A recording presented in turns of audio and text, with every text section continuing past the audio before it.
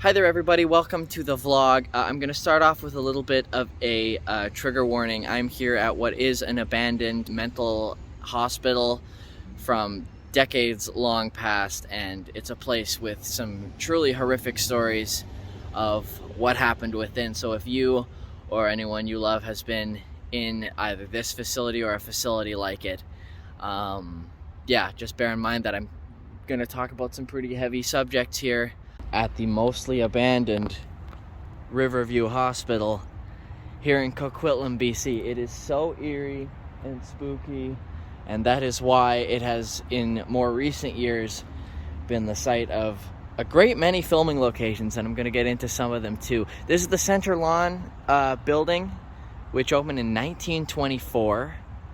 My girlfriend Tamara, who's with me today, pointed out that it looks a lot better than it used to. It used to be pretty overgrown, and now if you look, there's lights on inside, so it looks like they're beginning to use this building again. I know that the city of Coquitlam has had some problems in recent years because these facilities were closed, due in no small part to the amount of terrible stories that came out about this place. But ever since the facility was closed approximately 20 years ago, I think, there's been a problem in the city with just a lack of facilities for mental health care. So they've had to, I know they were planning on reopening this place, but I took that to mean that they were going to demolish some old buildings. I know that's already begun, and replace them with some more modern facilities. But yeah, there's lights on in there. The alcove light is on. I will definitely not be entering any of these buildings, just to let you guys know. So that building I just showed you was the 1924 Center Lawn.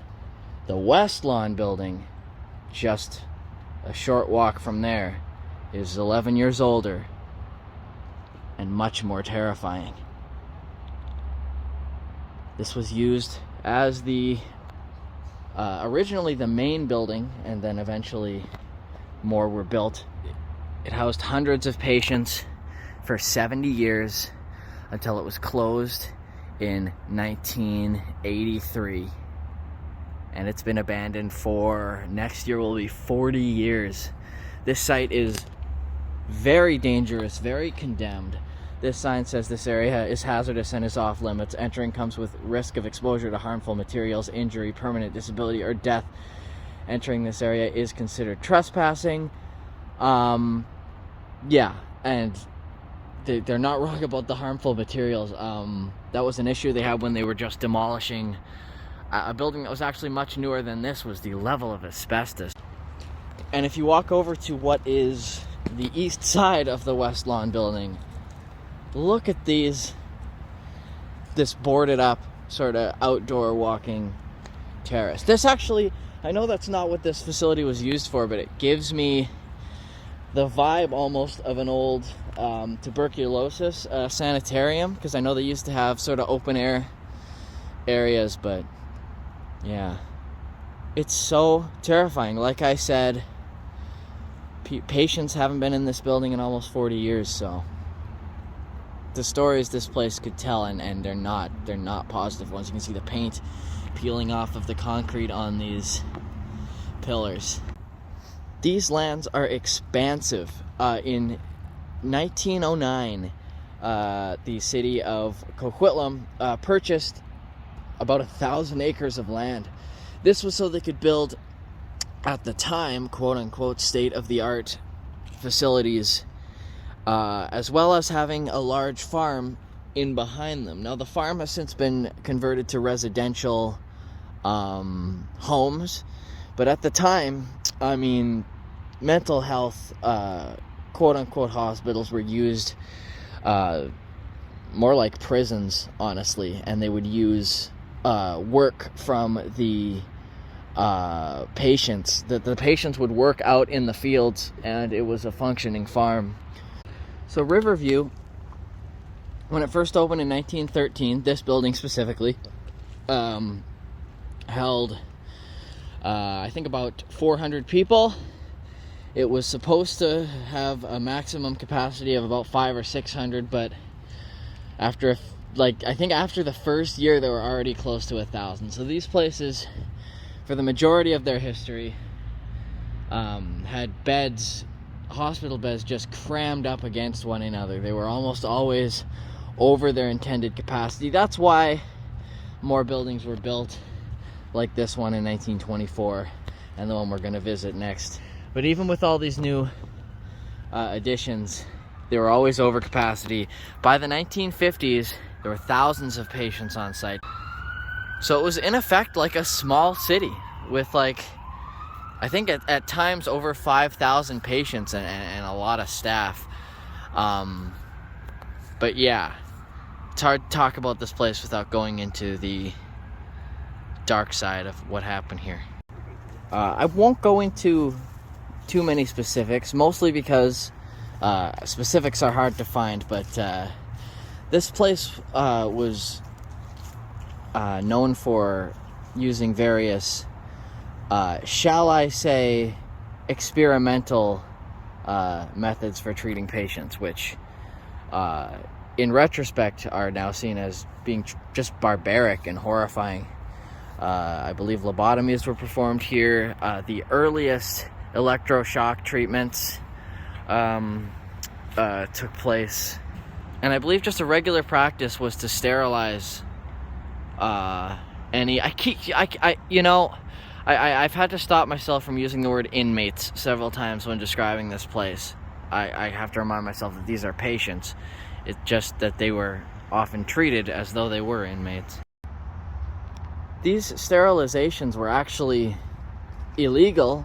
The only reason that surprised me is because there's a wide variety of truly awful things that were done that the law considered perfectly fine in those days, but the sterilizations were illegal, and they led to a number of lawsuits in the 90s and 2000s, and that's one of the reasons that this whole facility closed its doors. By the 70s and 80s, though, care had improved dramatically, and with the introduction of antipsychotic drugs and just better care focused on outpatient care more than like I said, effectively imprisonment.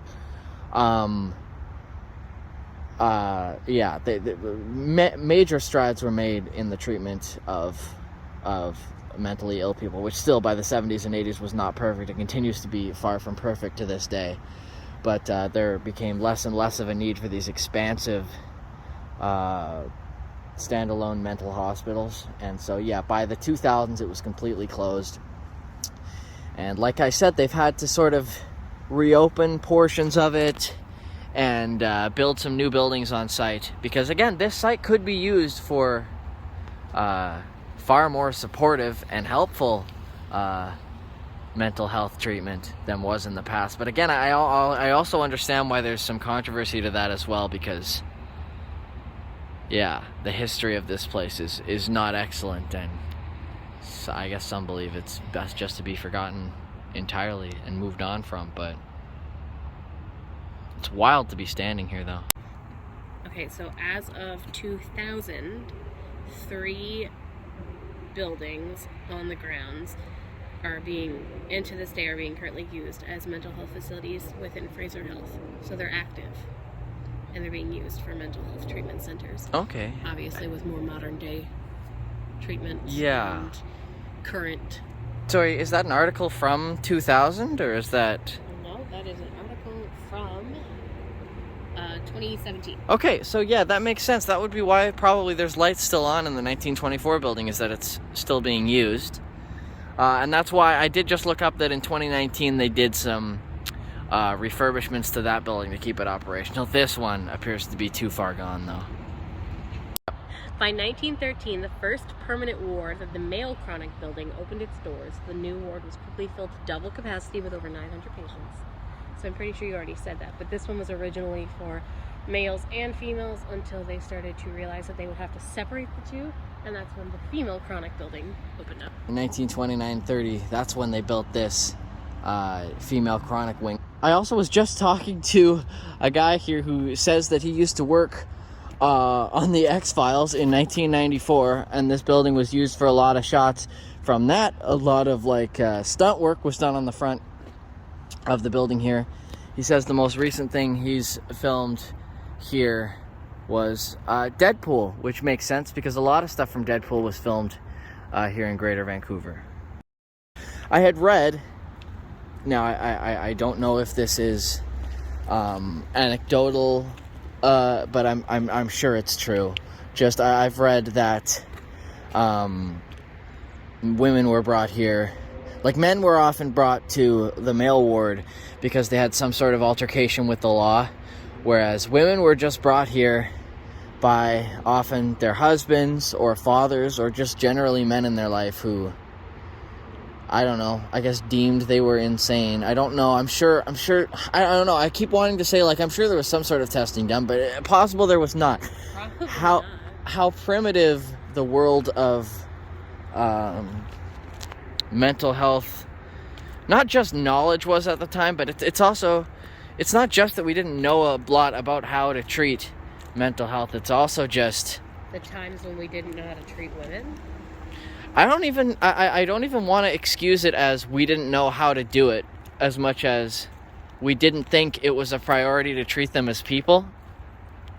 It just, I don't know. No, I think that's pretty accurate, honestly. There's a little bit... If I were to word it anyway, I would do it that way. There's a little bit of ignorance that can be claimed for sure, but I mean... Not a lot. I gotta feel people knew better than the way they were treating people at the time. Again, these are very difficult concepts that I'm trying to tackle in this video. I admit that I'm not really qualified to do so. I encourage anybody to let me know in the comments anything I've gotten wrong, any way I could have phrased anything to be more respectful. Yeah, I'd love to know more about this stuff. I'd love to know, yeah, any details of any stuff I got wrong.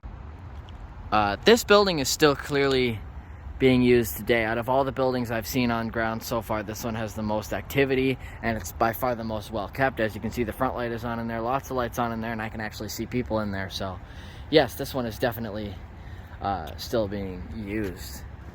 And this building just keeps going. This was the largest of the three wings, being of course the third one that they built.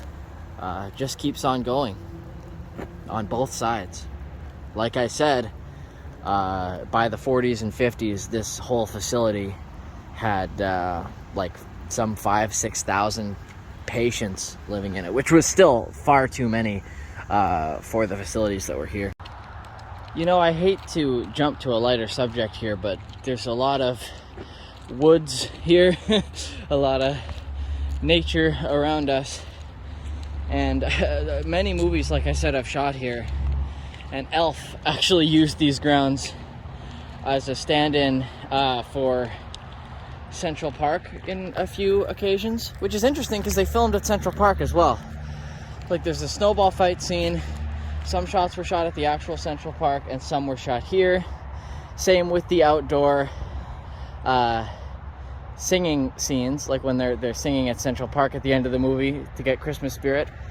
I believe it just looks to my eyes to have been this section. Again, let me know if I'm wrong, but certain shots from that were filmed outside. And then the interiors to one of these buildings, quite possibly this one, as it's the most expansive one, some interiors were converted to sound stages where they filmed, for example, the Gimbals toy department scene. They filmed that jointly here and also at the Bay on Granville in downtown Vancouver. You said they filmed Supernatural here, They right? filmed Supernatural in this building. The episode with the White Widow in the psychiatric hospital when Dean gets ghost sickness and gets scared by a cat in a locker. It's this episode. It's this building. They filmed that here. They filmed a lot in Vancouver, Maple Ridge, Coquitlam, Chilliwack. Purgatory is in Chilliwack, but yeah. Okay. A lot of their insane asylum ones, which I think there are 3 episodes that I can recall off the top of my head. They were all filmed in this building and another building further down that way. Wow. Yeah. So they needed a site to film an abandoned asylum, and they found one, basically.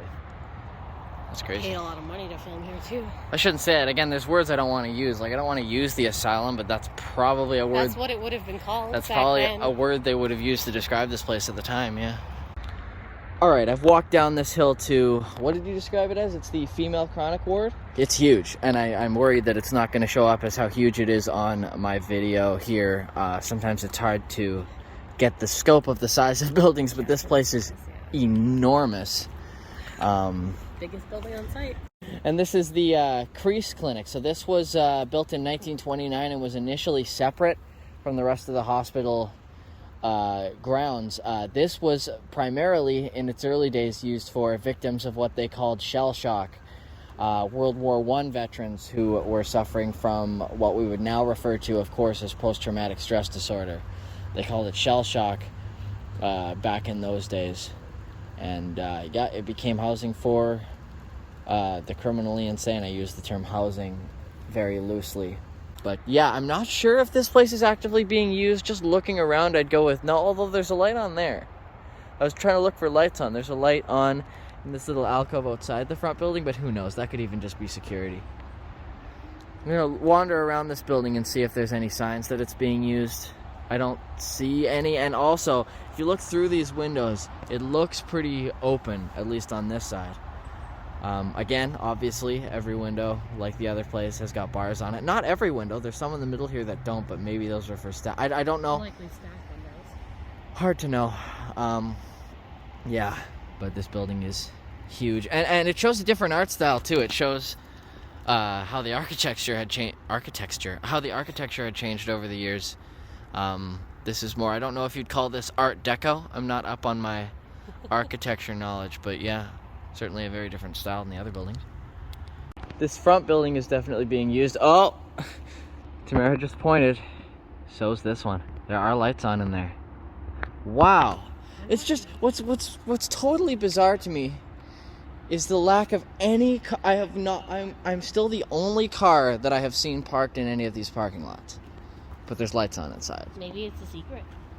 It's a secret. I don't know. It's very, yeah. The front building's in use right now. I saw somebody has a coffee on the go outside, and there's lights on. Obviously, all the doors. Like that's the thing. The doors to the facility say they're alarmed, but there appear to be people inside. Well, they would be alarmed, so that way people don't try to go in there and speak to ghosts. Because that would be me. Okay. What does that say? Broken door, be gentle. Please shut door behind you. So yeah, that's a sign in paper, so that's currently being used. Alright, so I drove a little bit further here, and my first thought when I looked at this was, this looks like a fire hall, just with those like fire truck bay type things, and I was right. This was the fire hall. It was such a large facility, it had its own fire hall. This opened in 1921 and was used as a fire hall for this location through the 80s. By the looks of things, it's all boarded up now, but I look at the side here and there's some sort of steam escaping over there. I don't know if that's steam from like a ground level sewer pipe or if that's like a heating system, but I can't imagine this boarded up building is still in use, although there seems to be a newer little shed next to it. I've noticed that this street sign is labeled Henry Essen Young. Henry Essen Young was the man who I think started Riverview Hospital. Like, I think he was the guy who purchased this land for the hospital or something like that. He's a name that I've seen mentioned many times as being a founder of this area. I don't know if he ever had a residency on this specific street or anything. Okay, I've driven around a little bit and I've realized that there's so many buildings on property that I won't be able to talk about them all as much as I wanted to, but this one's interesting. Built in 1955. This is I believe it's the North Lawn building, they call it. It was basically, I mentioned tuberculosis earlier, that it was giving me tuberculosis sanitarium vibes. This was actually a tuberculosis wing. They did actually operate a center here in the later days of tuberculosis being as horrible an epidemic as it was, and that's what this building was built for. I'm just around back here because this area seemed particularly spooky. All of these buildings, by the way, still have some signs of being used for stuff, so that's interesting. And there's definitely security patrolling this area.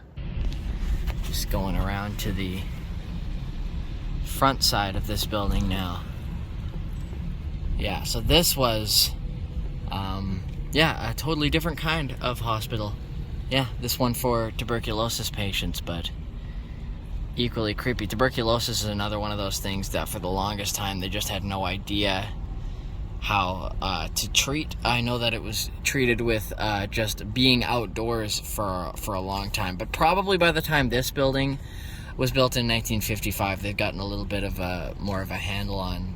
These are buildings that were built to house nurses, I believe. I think these were built in the late 40s. I was just saying, I am not going to be able to film every building and give you the history of everything on this property. I really underestimated just how many facilities are still here. And you can tell that this one's still being used because look, in this roped off area, that's full of sheriff vehicles. But yeah, these were used in the 40s and 50s. There's now a lot of signs for like sheriff services and stuff. So maybe sheriffs live and work here. I really have no idea. Again, any information that I don't know and or get wrong, please let me know in the comments. But yes, these were nurse housing back in the day, and they continue on out that way. The back side of what would be, I assume this is the east lawn building, and then we're gonna go by the center lawn and probably the west lawn as well. I'm gonna kind of wrap up this video here. Sorry I didn't really have a clear or concise plan of what to talk about today. I just wanted to show you guys these incredible old buildings here in Coquitlam. Wow, the backside of, I guess this must be the west wing here, the 1913 building. It's hard to get a reference to which one is which from the back, because yeah, this one there don't appear to be any people in, and yeah, there's fencing all around it. Look, is that roofing that's come down over there? Yep. That's sure is. Look, scary. it comes from up there, right up there. Do you see? Oh, like there used to be all around? Yeah. Yeah, it's come around all around, so I don't know if it was taken down or it's come down. There's certainly graffiti up there, you know. How do you even get up there? I don't know, but I'm not gonna try. Yeah, so that's gonna do it for this video. This place is really sobering to be around, especially when you consider the history of what they were used for. Thank you so much for watching. I do historic site visits on this channel. I've started a new thing. I'm gonna do these every other Wednesday. It'll be the first and third Wednesdays of each month. And I also, another one of my interests is rock and roll history, so you'll see those videos every Friday on this channel. And I'm a performer myself, so you can follow me around on this channel doing my own activities. Like I said, let me know in the comments anything I said incorrectly, anything I may have gotten wrong. Such a fascinating site here. I'm glad to have vlogged it before. Because, like, I imagine this building will have to be taken down at some point, right? Probably. Amazing. So, yeah, thank you so much for watching this video. And, yeah, I'll catch you guys with another one real soon.